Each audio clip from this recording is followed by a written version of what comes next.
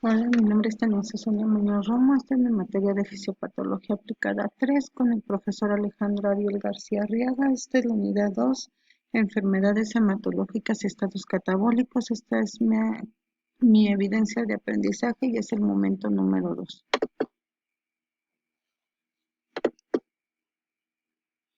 Definiciones. ¿Qué es la sepsis? Se define como una infección sospechosa o documentada clínica y microbiológicamente con uno o más de los criterios del síndrome de respuesta inflamatoria sistémica.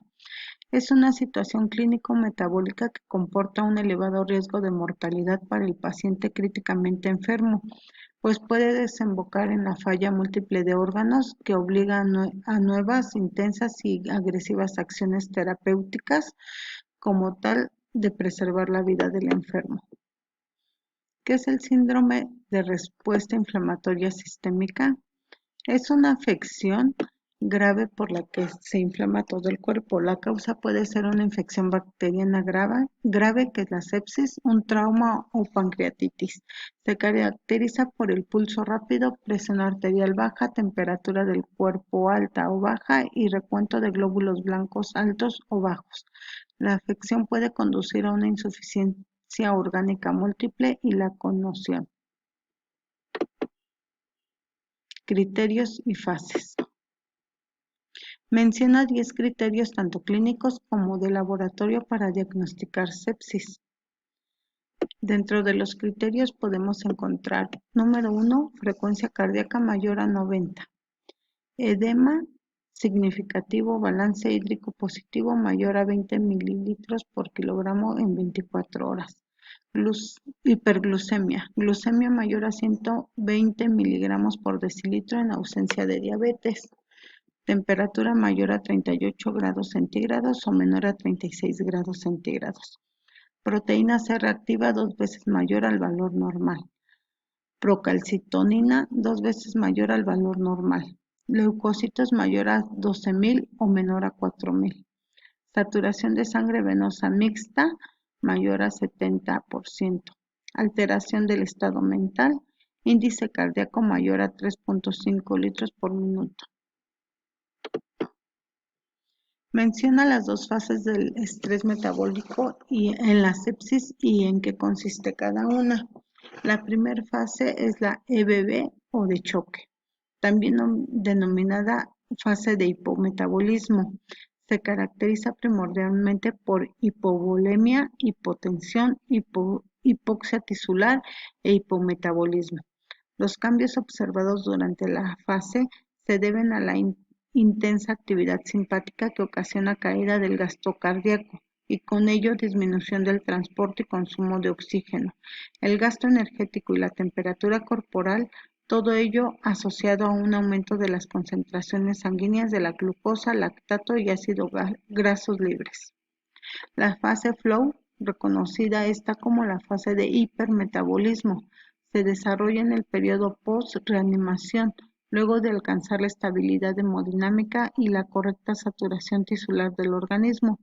Durante la fase flow existe un aumento del gasto cardíaco, la frecuencia cardíaca y respiratoria son aumentadas del transporte y el consumo de oxígeno y de la temperatura corporal. También se observa en esta fase un estado de hipermetabolismo, dado por el aumento del gasto energético y con ello el consumo de oxígeno y la producción de dióxido de carbono.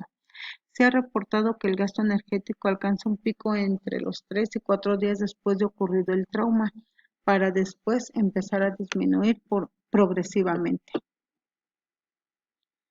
Cambios fisiopatológicos. ¿Cuál es el incremento del gasto energético en una persona con sepsis? El gasto energético suele incrementarse entre 1.5 y 2 veces sobre el propio del estado basal del individuo, pero suele observarse aumentos mayores en dependencia del tipo y gravedad del estrés. La intensidad de la respuesta metabólica se encuentra en estrecha relación con la injuria y la cantidad de mediadores inflamatorios activados. ¿Qué es la falla orgánica múltiple en la sepsis? Es la perturbación del producto de la complicación aparecidas durante la evolución del paciente crítico o el tratamiento inadecuado de los factores causales. Puede ocurrir la falla orgánica múltiple. Menciona 10 alteraciones fisiopatológicas en la falla orgánica múltiple. Primero, se deprime la gluconeogénesis hepática, por lo cual aparece hipoglucemias, aumenta la concentración sanguínea de ácido láctico, acidosis metabólica, disminuye la capacidad del hígado para sintetizar proteínas, incrementa la producción hepática de urea, existe riesgo de encefalopatía hepatoamoníaca. En cuanto al metabolismo graso, disminuye la captación hepática como la oxidación de grasas, disminución del aclaramiento sérico de los triglicéridos, hipertrigliceridemia, se reduce la tasa de cetosis, la lipogénesis se incrementa, lo que se traslada en aumento del cociente respiratorio. Intervención nutricional. ¿Cuál es la función del soporte nutricional en la sepsis? Se acepta que el soporte metabólico y la nutricional deben de formar parte de las medidas del tratamiento del paciente séptico. No se ha demostrado forma concluyente que la nutrición, el soporte nutricional mejore la supervivencia o prevenga las complicaciones de la sepsis. La nutrición enteral puede asistir en la preservación de la integridad de la mucosa intestinal y de esta manera prevenir las translocaciones bacterianas. Para muchos, el evento desencadenante de la disfunción orgánica, pero también es importante considerar el riesgo de isquemia cuando la nutrición enteral en un paciente séptico, sobre todo si está inestable hemodinámicamente. En particular, ¿cuál es la función de la nutrición enteral y cuándo se debe de indicar en la sepsis? En otras categorías, los pacientes críticamente enfermos, siempre que el tracto gastrointestinal esté intacto y el paciente así lo requiera. La vía enteral es la elección sobre la parenteral. El inicio de la nutrición enteral debe de ser precoz, esto es dentro de las primeras 24 a 48 horas de diagnóstico de la sepsis y tras la resucitación del paciente. ¿Cuáles son las consecuencias de la nutrición enteral en la sepsis? En cualquier caso, sobre todo en las fases iniciales del soporte nutricional, un control estrecho y los signos de intolerancia intestinal como la distensión abdominal y la ocurrencia de vómitos a fin de detectar tempranamente una isquemia intestinal subclínica. Nutrición completa o trófica. ¿Cuál y justifica tu respuesta? La nutrición trófica de inicio. La nutrición enteral con objetivos energéticos del 60 al 70% de los requerimientos estimados o la nutrición enteral trófica con aportes limitados hasta 500 calorías en 24 horas.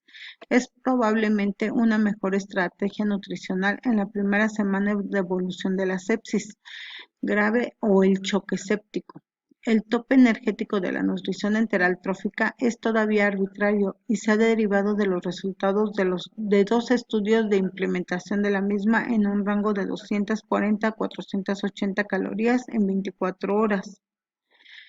25-26 señala que las estrategias descritas de subnutrición y nutrición trófica no excluyen el avance de las metas energéticas según se compruebe la tolerancia del paciente. Más sin embargo, sí se puede cuidar que no se llegue el síndrome de retroalimentación. ¿Cuál es la función de la nutrición parenteral? Es recomendable. La función es nutrir cuando no hay posibilidad de manejar nutrición enteral de momento. Se puede manejar como complemento de la nutrición enteral. Este tipo de nutrición no es muy recomendable dadas las complicaciones que se puede presentar. ¿Cuáles son las recomendaciones de carbohidratos, lípidos y proteínas en el paciente séptico? Los carbohidratos en porcentaje diario deben de ir de un 70% o menos. Por gramos son de 5 a 6 gramos por kilogramo al día. Los lípidos pueden ir hasta en un 30% y de 1 a 2 gramos por kilogramo por día. Las proteínas del 15 al 20% y es de 1.2 a 1.5 gramos por kilogramo al día.